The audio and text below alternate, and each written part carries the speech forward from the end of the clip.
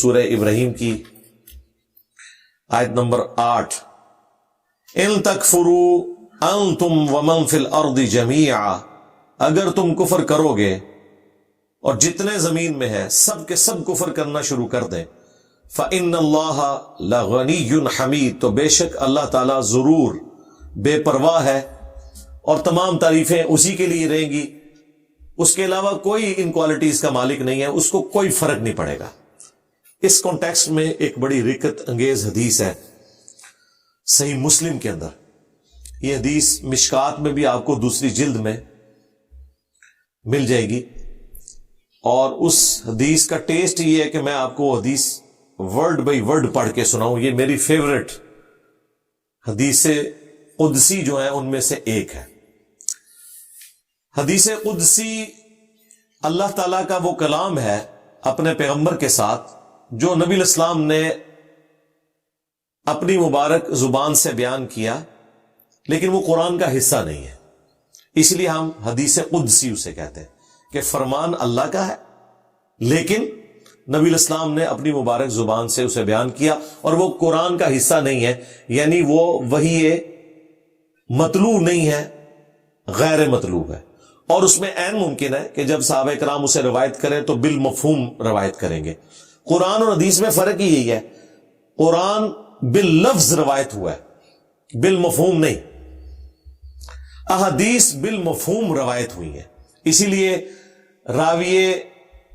حدیث اینڈ پہ جا کے کہتا ہے او کما قال علیہ السلام، یا پھر جس طرح رسول اللہ نے فرمایا تھا،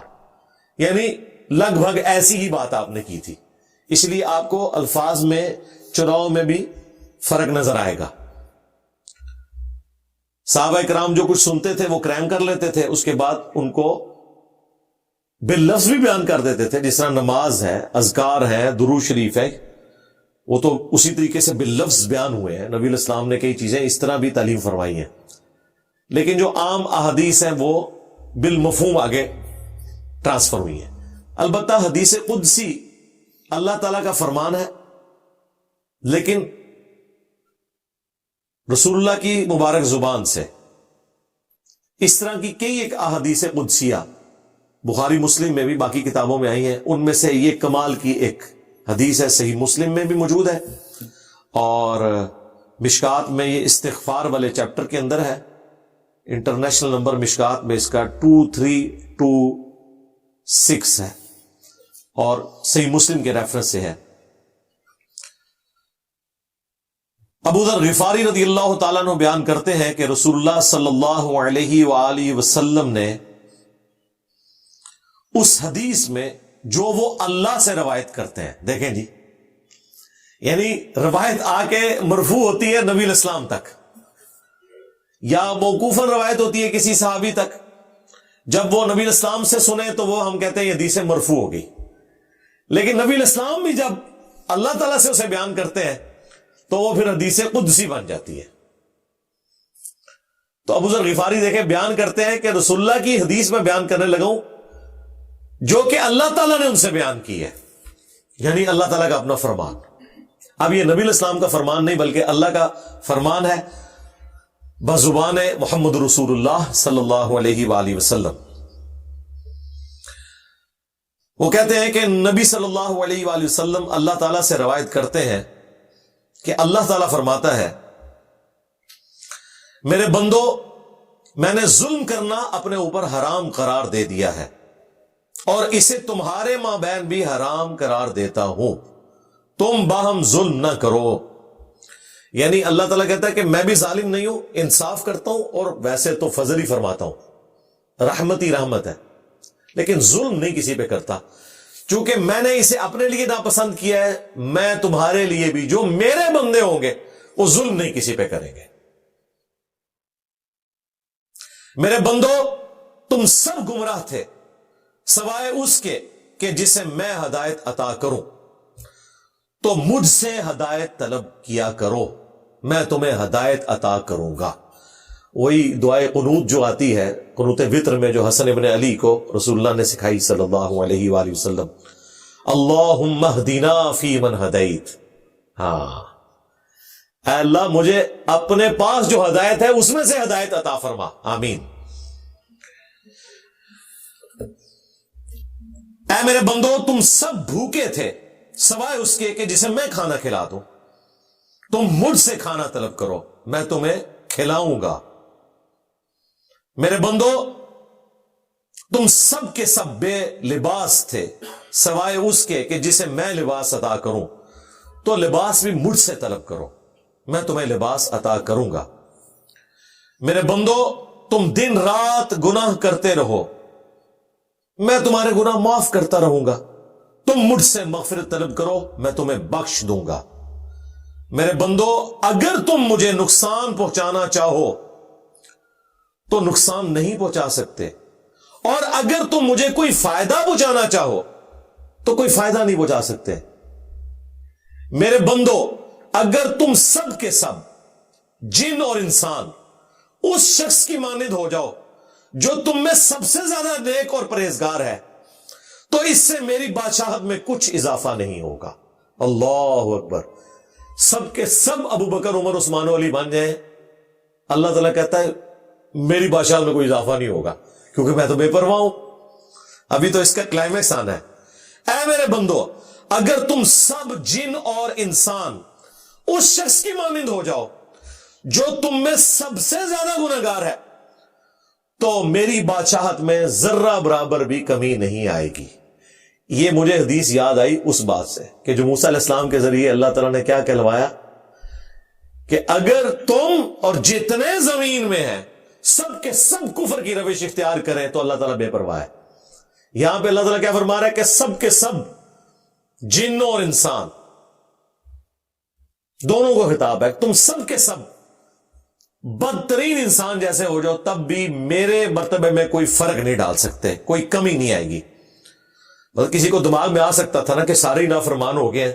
تو اللہ کی پارٹی کا تو بندہ ہی کو نہیں بچا، کوئی الیکشن تو نہیں ہو رہے بھئی سارے نیک ہو جائیں تو اللہ کو ووٹ ڈالیں گے اور سارے نافرمان ہو جائیں تو شیطان کو ووٹ ڈال دیں گے۔ نہیں بھائی، شیطان بھی اللہ کی مخلوق، ٹھیک ہے، پیغمبر بھی اللہ کی مخلوق، اور اللہ کے نیک بندے بھی اسی کے اور اللہ کے باغی بھی اسی کے۔ میرے بندو اگر تم سب کے سب جن اور انسان ایک میدان میں کھڑے ہو کر اکٹھے مجھ سے سوال کرو میں ہر ایک کی مراد پوری کروں گا تو بھی میرے خزانوں میں اتنی کمی بھی نہیں آئے گی جیسا کہ سمندر میں سوئی ڈالنے سے آتی ہے۔ یعنی سوئی کے ساتھ جو پانی لگتا ہے نا اتنی بھی میرے خزانوں میں کمی نہیں آئے گی اگر سارے جنوں انس مل کے نا ایک جگہ جمع ہو کے مانگنا شروع کر دے، جو مرضی مانگ لے میں عطا کرتا چلا جاؤں تو میرے خزانوں میں کمی نہیں آئے گی۔ کوئی پوری کائنات بھی مانگ لے اللہ سے، اللہ تعالیٰ تو آنے واحد میں اربوں کائناتیں ایسی پیدا فرما سکتا ہے، یہ تو اللہ کی قدرت۔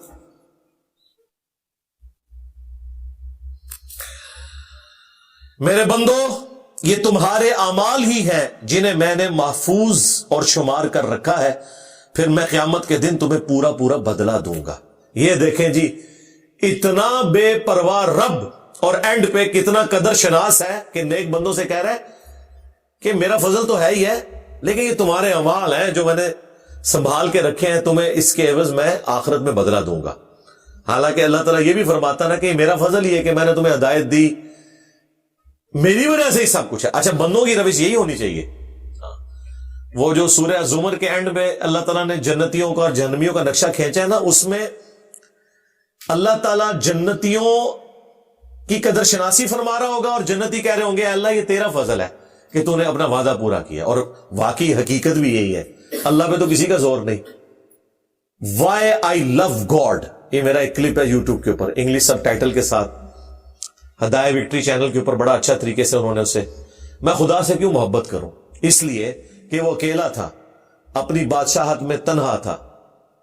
نہ چاہتا مجھے نہ پیدا کرتا، اسے مجھے پیدا کیا اور ہدایت دی، ہمیشہ کی کامیابیاں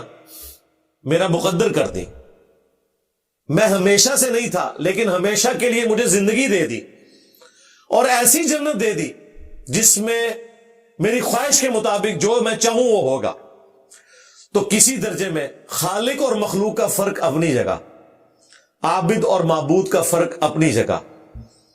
عطائی اور ذاتی کا فرق اپنی جگہ، لیکن اس نے بھی مجھے اپنی خدائی صفات میں اس حوالے سے شریک کر لیا کہ مجھے بھی ہمیشہ کی زندگی دے دی، اور جو میری خواہش ہوگی وہ پوری ہوگی۔ یہ وہ جذبہ ہے جو مجھے مجبور کرتا ہے کہ میں اپنے رب سے محبت کروں، ورنہ اللہ تعالیٰ کے ساتھ انسان کا محبت کا جذبہ نہیں ہو سکتا۔ ڈر کا تو ہو سکتا ہے کہ یار پیدا کر کے مارا گیا، اگر میں نے اس کی بات نہ مانی تو میرے پاس تو چارہ ہی نہیں ہے سوائے اس کے کہ چپ کر کے میں اس کے راستے پہ چلوں، ورنہ تو مجھے جہنم میں پھینک دینا ہے۔ لیکن محبت کا جذبہ اس صورت میں پیدا ہوگا، یہ تمہارے اعمال ہی تھے جنہیں میں نے محفوظ کر لیا، پھر میں قیامت کے دن تمہیں پورا پورا بدلہ دوں گا۔ جو شخص خیر و بھلائی پائے تو وہ میرا شکر ادا کرے، اور جو شخص اس کے علاوہ کوئی اور چیز پائے تو اپنے آپ کو ہی ملامت کرے، یعنی دنیا میں بھی اور آخرت میں بھی اگر کوئی ناکامی کا منہ دیکھنا پڑے ملامت اپنے آپ کو کرے، اور جب کوئی اچھی چیز آپ کو پہنچے تو آپ اللہ کا شکر ادا کریں۔ لیکن ملامت کی صورت میں بھی آپ نے یہی کہنا ہے انا للہ و انا الیہ راجعون۔ ہاں، یہ روش نہیں آپ نے چھوڑنی۔ اللہ تعالیٰ سے دعا ہے جو حق بات میں نے کہی اللہ تعالیٰ ہمارے دلوں میں راسخ فرمائے، اگر جذبات میں میرے منہ سے کوئی غلط بات نکل گئی تو اللہ تعالیٰ ہمارے دلوں سے اسے دھو ڈالے، ہمیں معاف بھی فرما دے، ہمیں کتاب و سنت کی تعلیمات پر عمل کر کے دوسرے بھائیوں تک پہنچانے کی توفیق عطا فرمائے۔ سبحانک اللہم و بحمدک، اشہد ان لا الہ الا انت، استغفرک و اتوب الیک، وما علینا الا البلاغ المبین۔ جزاکم اللہ خیرا۔